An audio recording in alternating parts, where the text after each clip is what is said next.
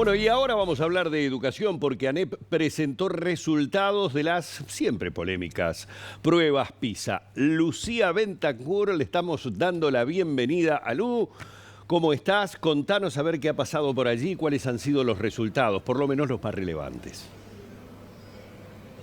¿Qué tal? Buen mediodía para todos. Exactamente, estamos hablando de las pruebas, que es un programa para la evaluación internacional de los estudiantes. Se realizan a nivel global en 81 países del mundo. Uruguay es uno de ellos, los realiza desde el año 2003 y se evalúan cada 3 años a estudiantes de 15 años de centros educativos públicos y privados. Uruguay tiene actualmente más de 48.000 estudiantes en esta condición y se realiza un muestreo de unos 6.700 estudiantes de 15 años para evaluar cómo están a nivel, por ejemplo, global de matemáticas, ciencias y lengua, y también se incluyó lo que es el pensamiento creativo, que estos datos se van a estar brindando por parte de las autoridades de la OCDE en el mes de marzo, ya que estos datos que se presentaron hoy fue en simultáneo con el resto de los países para que se evalúe y se compare. ¿Qué sucede con Uruguay?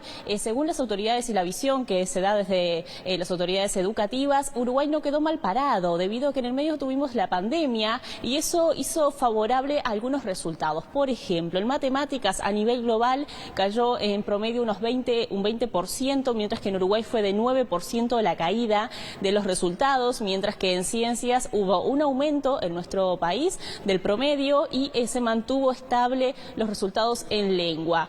Con este panorama, las autoridades entienden que la pandemia favoreció si se compara a nivel global, debido a que los centros educativos estuvieron cerrados 99 días, mientras que en el resto del mundo fue un promedio de 300 a 340 días. Eso hizo mantener un hilo conductor de las enseñanzas en nuestro país. Además, entienden que hay que sí hacer foco en lo que es la repetición.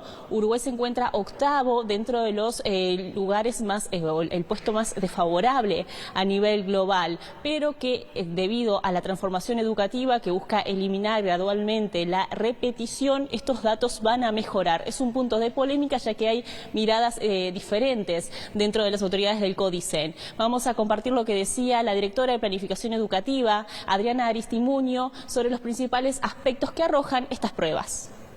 Matemática es un problema a nivel mundial. De hecho, en Uruguay se han hecho muchos programas y muchos proyectos e iniciativas para la mejora de la matemática y seguiremos trabajando en esa línea. Obviamente, el estar estables en relación a 2012 o haber bajado apenas en relación a 2018 no nos conforma y tendremos que seguir trabajando. Es un área fundamental. Los resultados son siempre peores en los quintiles más bajos que en los superiores, o sea que es una preocupación permanente de las autoridades. De hecho, esta administración tiene unas líneas de trabajo, para mitigar esa inequidad, como la creación de los centros María Espínola en los quintiles 1 y 2 de la educación media básica. O sea que en realidad el tema de la inequidad es bien importante y es foco de esta administración. Todavía la repetición es un recurso que se sigue utilizando porque se piensa que es efectivo. Hay muchísimos estudios que muestran lo contrario, no es efectivo, pero estamos intentando justamente en esta reforma curricular que sí empezó este año con esa idea, que es ir alternando años o grados con repetición y sin repetición para darle a los estudiantes más tiempo para ir logrando lo que le proponemos, individualizando y personalizando la educación para que cada chico tenga su tiempo y vaya logrando las cosas en el tiempo que para él es necesario.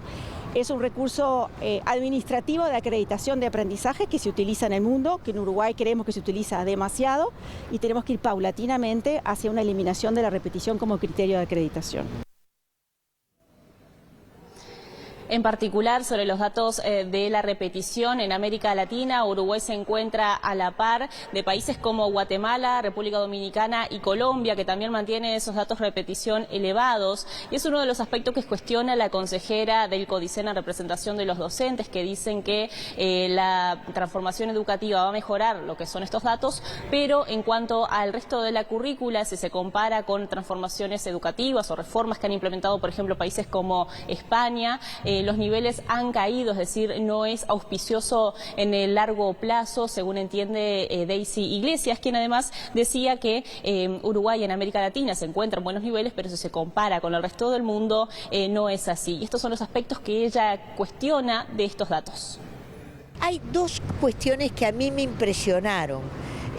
Una es que se nos dijera que el 80% de estudiantes de 15 años no tiene expectativa o entusiasmo en la educación.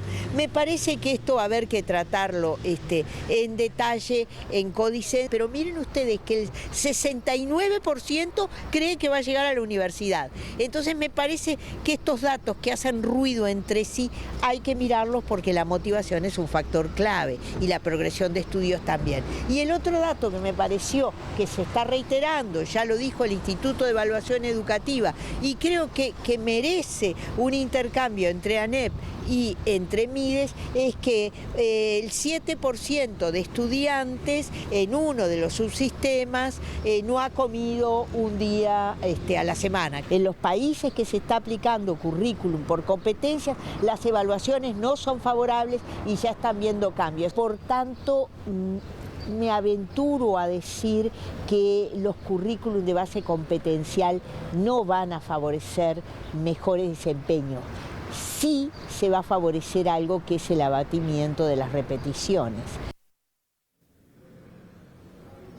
Algunos de los datos que aportaron también las autoridades es que si se compara con 10 años para atrás, Uruguay ha tenido 3.000 estudiantes menos debido a la baja de la natalidad. Estamos hablando de alumnos de 15 años, es decir, de educación media, y que hay gran incidencia en que hay un 30% del total que ha tenido una deficiencia en cuanto a las inasistencias o que si repite deja de estudiar, y eso es uno de los puntos que se busca reforzar. Las autoridades lo que hacen con estos datos es ver en qué aspectos seguir mejorando, debido a que esto es una fotografía, como decían, de un panorama general cada 3 años que se realiza entonces a nivel mundial y que sirve para seguir comparando las cifras. Vamos a estar ampliando, por supuesto, los datos completos en la edición central. Muchas gracias, Lu, por este resumen. Hay datos, como vos decías, que vamos a seguir ampliando. Sobre todo hay datos también vinculados a la pandemia, cómo afectó la pandemia, cuántos días estuvieron cerrados los centros educativos y demás. Y eso lo va a estar ampliando luego Lucía en la edición central.